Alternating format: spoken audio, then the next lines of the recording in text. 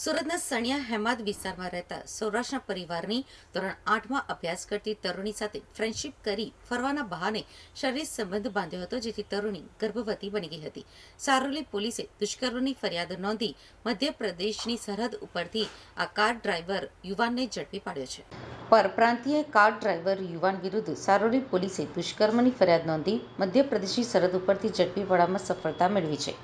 સુરતના સણિયા હેમાદ ગામ વિસ્તારમાં રહેતા મૂળ સૌરાષ્ટ્રીયન પરિવારની ધોરણ 8માં અભ્યાસ કરતી 13 વર્ષ અને 10 મહિનાની તરુણીને 2 દિવસ અગાઉ પેટમાં દુખાવો થયો હતો, જેથી તેણીએ માતાને કહ્યું હતું કે છેલ્લા 3 મહિનાથી માસિક આવતું બંધ થઈ ગયું છે અને પેટમાં દુખાવો થઈ રહ્યો છે. વાત સાંભળીને પુત્રીને માતા સ્મીમેર હોસ્પિટલમાં લઈ ગઈ હતી, જ્યાં ચેકઅપ દરમિયાન ડોક્ટરે તેણીને 3 મહિનાનો ગર્ભ હોવાનું જણાવતા માતા પણ ચોંકી ગઈ હતી. તરુણીને ઘરે લઈ ગયા બાદ તેની પૂછપરછ કરતા જણાવ્યું હતું કે નવેમ્બર 2024માં ધનતેરસના 2 દિવસ અગાઉ હું પપ્પાની ચા નાસ્તાની દુકાને ગઈ હતી, ત્યારે ઘર નજીક એક યુવાને ઇશારો કરી મને તેની પાસે બોલાવીને મારું નામ પણ પૂછ્યું હતું.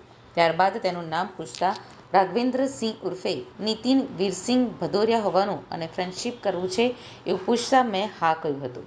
ત્યારબાદ મોબાઈલ નંબરની આપ-લે કરી હતી.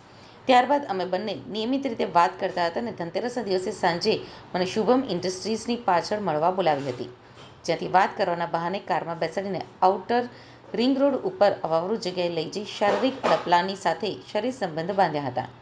આ રીતે 2 થી 3 વખત મળવાના બહાને બોલાવી કારમાં બેસાડી અવાવરૂ જગ્યાએ લઈ જઈ સંબંધ બાંધ્યા હતા.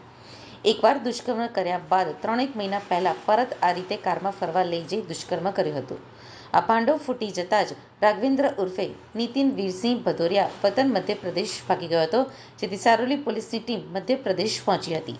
તે દરમિયાન પોલીસે મધ્યપ્રદેશની સરહદ ઉપરથી રાઘવેન્દ્રસિંહ ઉર્ફે નીતિન વીરસિંહ ભદૌરિયાને પકડી પાડ્યો હતો.